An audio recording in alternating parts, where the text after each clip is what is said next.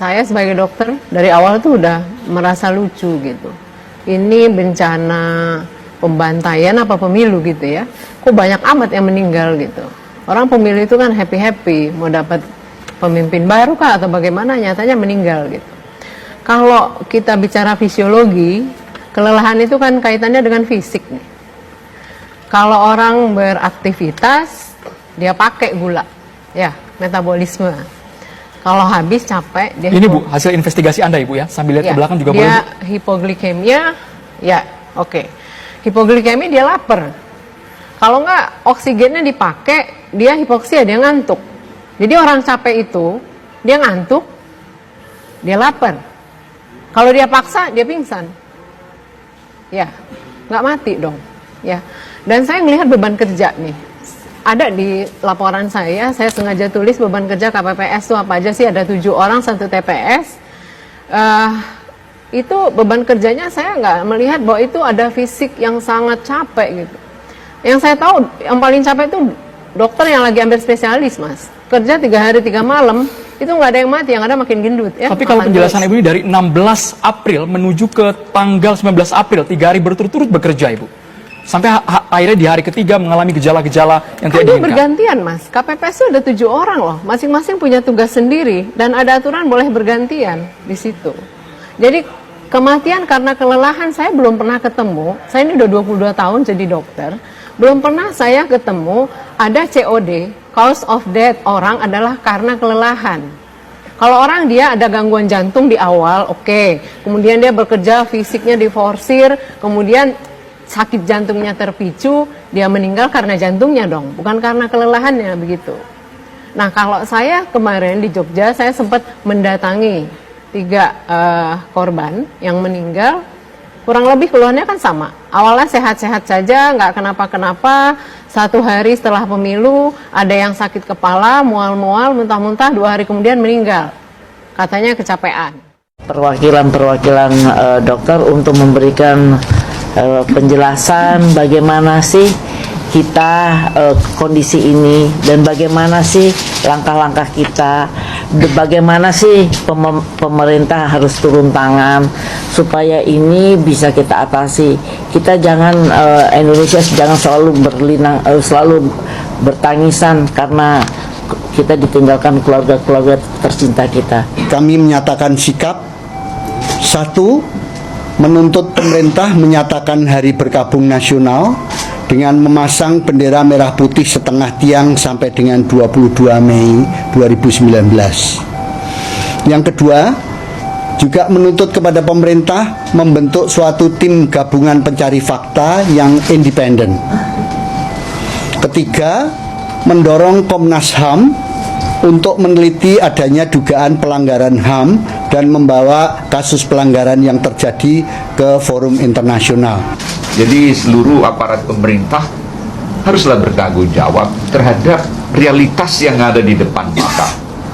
Kita tidak ingin ini terulang dan kita tidak ingin ada jumlah korban yang bertambah. Sudah hadir di Mata Najwa istri dan anak dari almarhum Rudi Mulya Prabowo, Ketua PPS dari TPS 009 Matraman, Jakarta Timur. Ada Ibu Sukaisi dan Ines Nabilah Martini. Selamat malam, Assalamualaikum Bu Sukaisi, Ines. Terima kasih banyak sudah bersedia hadir di Mata Najwa. Hadir juga ayah dari almarhum Ahmad Farhan, anggota PPS dari TPS 068 Jatinegara, Bapak Ali Azhari. Assalamualaikum Pak Ali. Terima kasih banyak sudah hadir. Terima kasih. Seluruh tim Mata Najwa berduka untuk Bapak, Ibu, untuk Ines atas kehilangan anggota keluarga. Terima kasih sudah hadir, saya tahu tentunya berat, tapi kami ingin mendengar cerita. Ibu Sukaisi, apakah Ibu bersedia bercerita ke kami apa yang terjadi pada almarhum suami Ibu?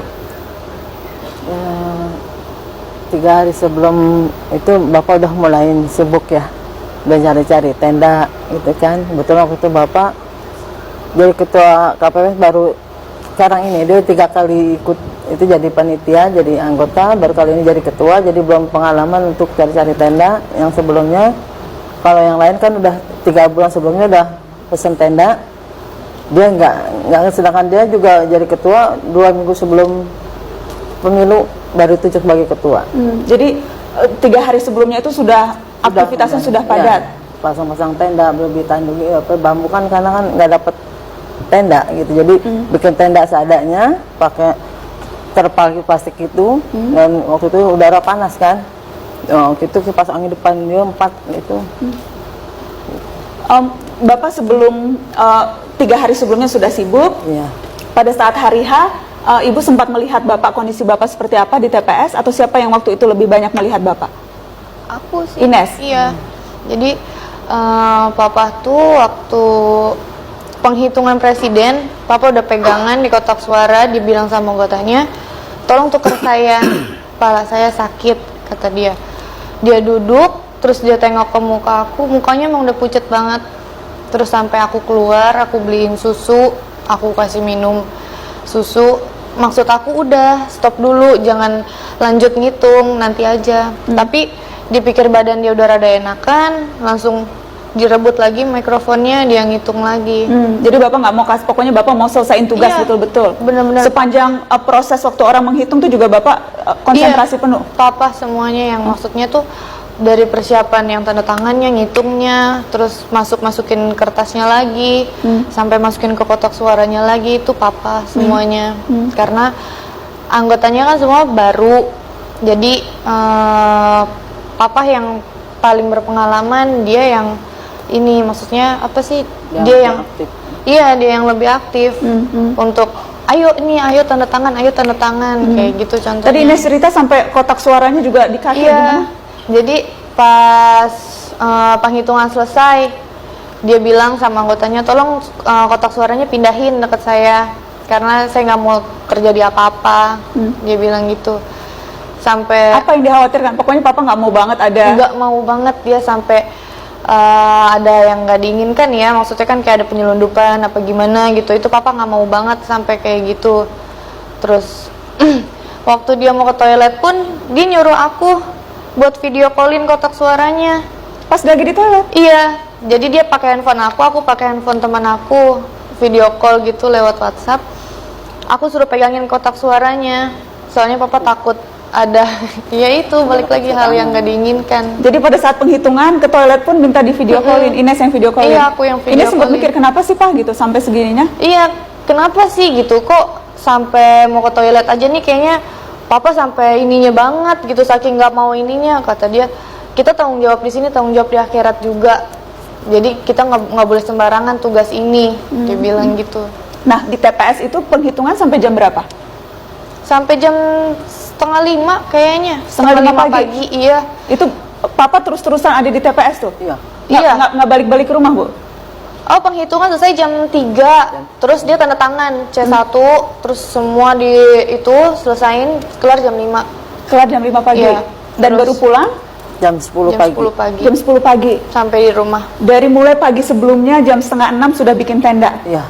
Baru pulang lagi keesokan harinya jam 10. Ibu jadi nggak sempat ketemu Bapak sama sekali tuh pas hari... Saya jam 2 malam ke tempat Bapak, ke itu TPS, dia bilang, kemang nih Pak, ini leher saya gitu. Terus saya sempat pijit, ada setengah jam, dah kata dia udah enakan, udah dia maju lagi, tanda tangan lagi. Jam 2 pagi tuh Ibu ke Iya. TPS mijitin Iya. Bapak? Iya. Karena kan DPT di Bapak juga paling banyak, 286, yang itu hadir 280 ya, termasuk suket. Gitu. Dan kemudian Bapak sempat ketika pulang ke rumah baru berasa langsung tambah Keliangan. kelingan. Jadi cuma Bilangnya ribut cuma keliangan keliangan. aja. Kepala saya keliangan gitu. Terus setiap pagi kepala saya keliangan gitu. Sebelumnya Papa ada riwayat penyakit tertentu nggak Ines? Enggak, karena Dia kalau sehat-sehat emang aja. dia ada sakit kan sebelum jadi ketua KPS kan ada medical check up-nya. Kan dipintain surat kan syaratnya gitu. Harus sehat semua, surat keterangan sehat. Itu Papa semua bagus. Papa sempat ke puskesmas memang? Iya. Diperiksa? Diperiksa. Dikasih surat keterangan Iya. kalau bisa? Dikasih surat keterangan semuanya normal, makanya dia bisa jadi ketua KPS kan. Kan kalau misalkan ada sakit apa-apa kan pasti nggak boleh gitu. Papa semua bagus, makanya aku ya terpukulnya ya gitu, maksudnya Papa nggak sakit, nggak apa sebelumnya, terus tiba-tiba izin mau tidur, malah nggak bangun-bangun lagi tidurnya.